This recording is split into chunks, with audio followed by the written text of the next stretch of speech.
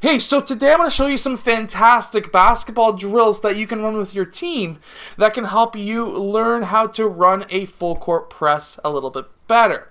Now, let's get down to the clipboard and let's check out these basketball drills. But first, really quickly, if you like basketball plays, drills, and skills, hit that like button and subscribe.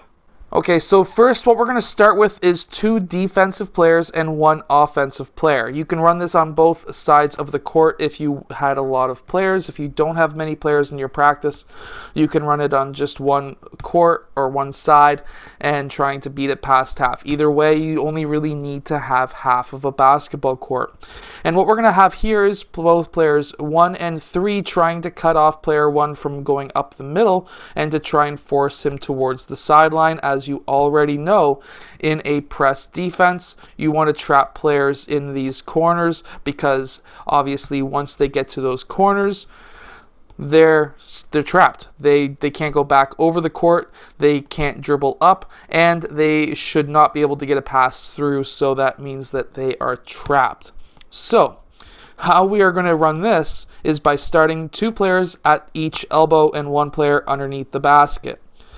This player is going to try and attack the middle for obvious reasons, while these players are going to try and trap him and stop that from happening. So he's going to start dribbling up, and they are going to close in on him.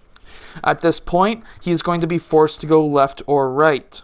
If, for example, he's forced towards his left side, what's going to happen here is player 1 is going to continue that momentum and have him and try to stay the same speed, if not just a bit quicker than player 1 blue, to try and force him into that corner.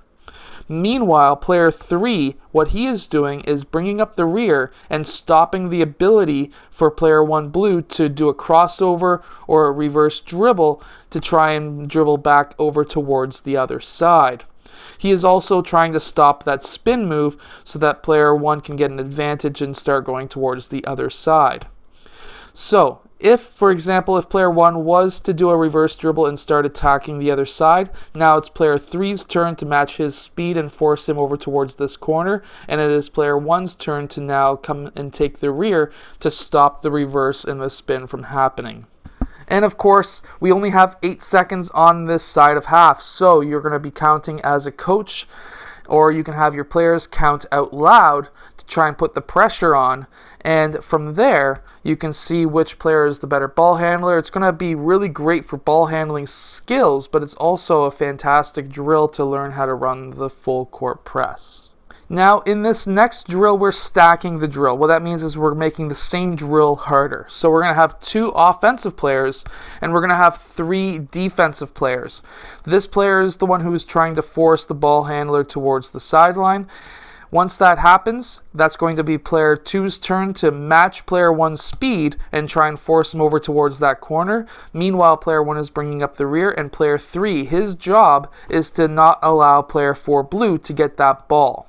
Now, what's going to happen if player 4 gets that ball? Well, player 4 gets that ball. Player 3 needs to match his speed to try and force him towards that sideline. And player 1 now needs to come in behind player 4 and stop that reverse from happening. And again, you only have 8 seconds. So start that counting and make it really hard for those players to get past half. Now, again, really quickly, this is a fantastic dribbling drill and defense drill, but it's also a fantastic passing drill and getting open drill because, of course, player 1 needs to get open so you can have that reverse to try and beat this press.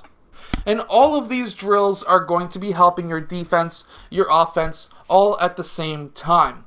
Now, this next drill is a stack again on top of this last drill. So with this stack, we're going to be lining up like a triangle, like a 1-2-1-1. If you run a 2-2-1 press, you can set it up like this. It's totally up to you. And what's going to happen now is player 1 is going to, for obvious reasons, attack the middle. They are going to close in and stop that from happening and forcing the ball towards the sidelines.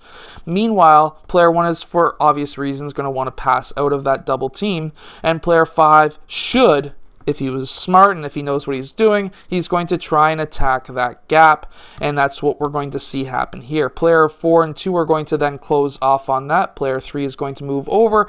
We all know how the movements should really work. Again, player 4 is going to be matching player 5's speed, trying to force him over towards that sideline. Meanwhile, player 2 is stopping that reverse from happening. Player 1 is cutting off that pass, and player 3 is cutting off the pass towards the center of the court. Now, again, same idea as you would normally run a press. We just don't have a player back here.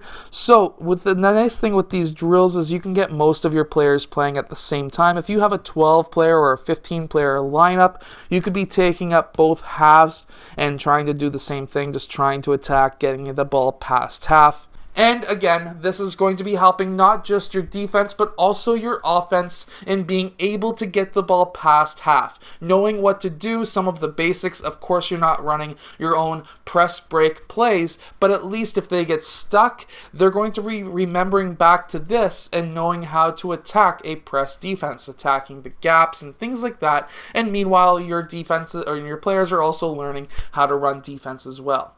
You don't want to have the same players running the defense. You want them to switch into offense so they all know what to do in a press, whether it be on defense or offense. I hope that this video has helped you as a basketball coach and helps your players win more games. If it does, hit that like button and subscribe. Comment below. I would love to hear from you.